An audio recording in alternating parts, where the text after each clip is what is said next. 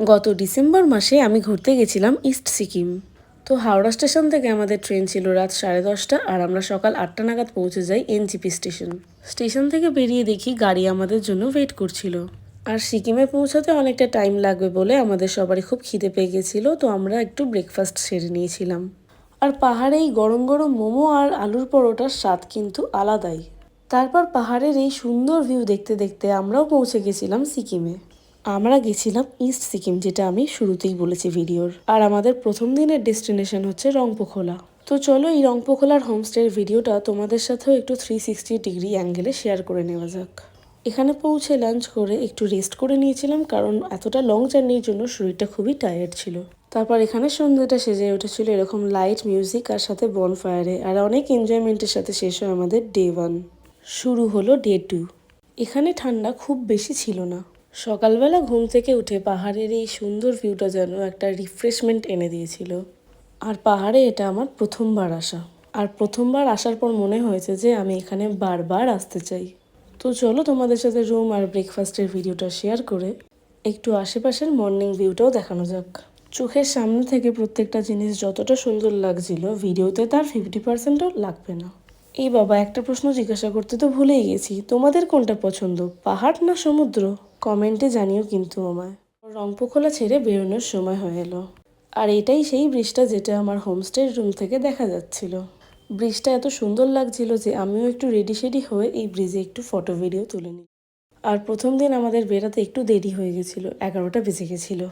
তারপর এখান থেকে বেরিয়ে এরকম সুন্দর সুন্দর পাহাড়ের ভিউ দেখতে দেখতে আমরা পৌঁছে গেছিলাম আরিটার লেকে। ছবি তোলার জন্য এখানটা কিন্তু খুবই পারফেক্ট জায়গা ছিল। তারপর আমরা পৌঁছে যাই রংলি মার্কেট। সেখান থেকে গরম গরম মোমো খেয়ে শপিং করতে করতে একটু লেট হয়ে গেছিলো। তো তারপর আমরা পৌঁছে যাই 5:30-6টা নাগাদ আগামলোক, আমাদের নেক্সট হোমস্টে ডেস্টিনেশন। আর হোমস্টেটা তোমরাই দেখে নাও কতটা সুন্দর ছিল। আমি তো এতটা সুন্দর হবে এক্সপেক্টও করিনি। তবে এখানে কিন্তু বেশ ঠান্ডাটা ভালোই ছিল। তবে ঠান্ডায় কিন্তু বেশ ভালোই লাগছিল। এটা হলো আমাদের আগামলোকের হোমস্টের ইন হাউস রেস্টুরেন্ট, যেটা ছিল একদমই নিট অ্যান্ড ক্লিন। সন্ধেবেলা চা পকোড়া খেয়ে রেডি শেডি হয়ে তারপর চলে গেলাম যেখানে বনফায়ার হচ্ছিল। আর ডিনারে আমি একটু ভেজটাই প্রেফার করি। তারপর শুরু হলো আমাদের গরম গরম চায়ের সাথে এই ডে 3। আরে দাঁড়াও, সাথে ম্যাগি আর ডিম সিদ্ধও আছে। পারফেক্ট কম্বিনেশন পাহাড়ের। এই গরম গরম ম্যাগি ছাড়া তো পাহাড়টা যেন ইনকমপ্লিট, তাই না? গাইস, তোমরা জাস্ট ভিউটা দেখো। এই ব্যালকানি থেকে যেন আমার সরতেই ইচ্ছা হচ্ছিল না, যেন মনে হয় আমি দাঁড়িয়েই থাকি আর ভিউটা দেখেই যাই। কিন্তু কি করা যাবে, চলো যাই, রেডি হয়ে যাই পরের ডেস্টিনেশনে। এরপর আমরা পৌঁছে যাই ভাকুটার লেক, হ্যাঙ্গিং ব্রিজ ও আরও নানান জায়গা দেখতে। আমি তো লাল শাড়িটা পরে ভিডিও বানাতে একটু বেশি ব্যস্ত ছিলাম। তবে হ্যাঁ, পাহাড়ে শাড়ি ক্যারি করাটা কিন্তু is not easy.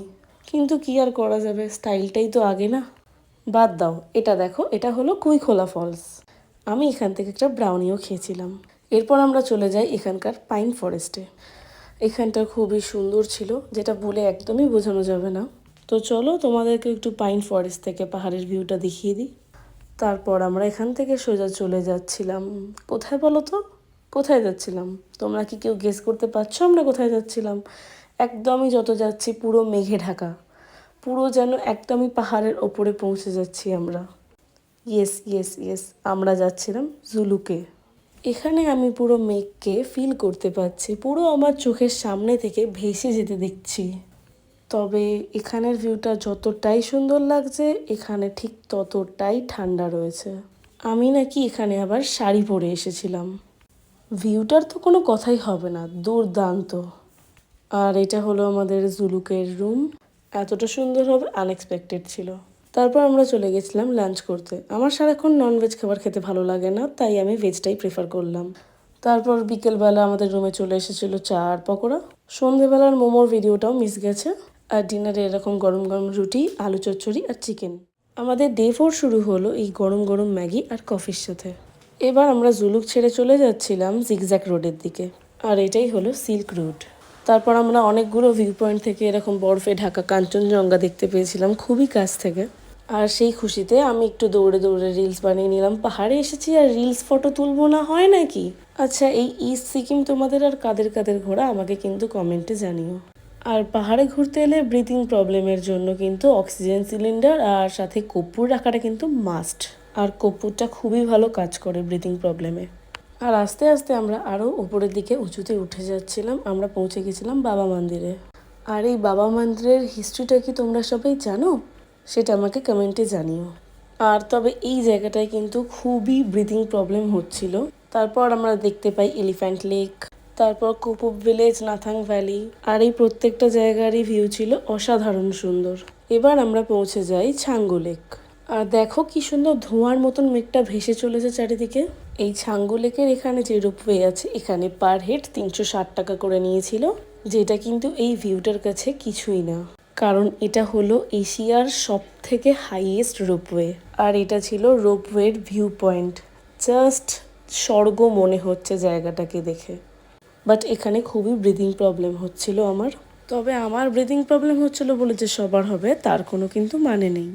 Changu lake থেকে আমাদের গ্যাংটক পৌঁছতে পৌঁছতে বিকেল হয়ে যায়। আর সন্ধেবেলা তারপর আমরা এখানে একটুখানি ঘুরতে বেরাই। এখানে কিন্তু কেনাকাটা করার জন্য অনেক অপশানসও পেয়ে যাবে তোমরা।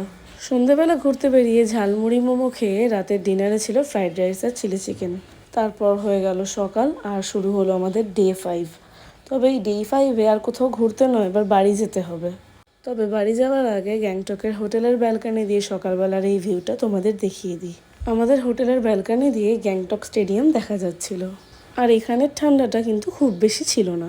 তারপর আর কি, এবার রেডি হয়ে বেরিয়ে পড়তে হবে বাড়ির পথে। তো সকাল 7টা নাগাদ আমরা বেরিয়ে পড়ি গ্যাংটক থেকে। তারপর একটু ব্রেকফাস্টও সেরে নিই।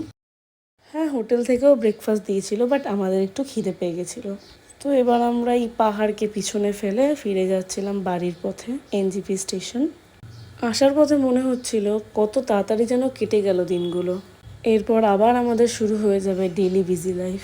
আমরা স্টেশনে যাওয়ার আগে লাঞ্চ সেরে নিয়েছিলাম। তারপর দুপুর 2:30 নাগাদ পৌঁছে যাই স্টেশনে।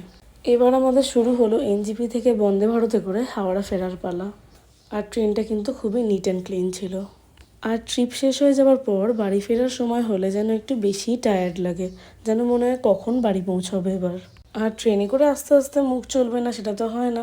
ব্যাস, হাওড়া পৌঁছে গেলাম, এবার বাড়ি যাওয়া যাক। আর আমার ভিডিওটা ভালো লাগলে like, comment, share and subscribe করে দেবেন। টাটা।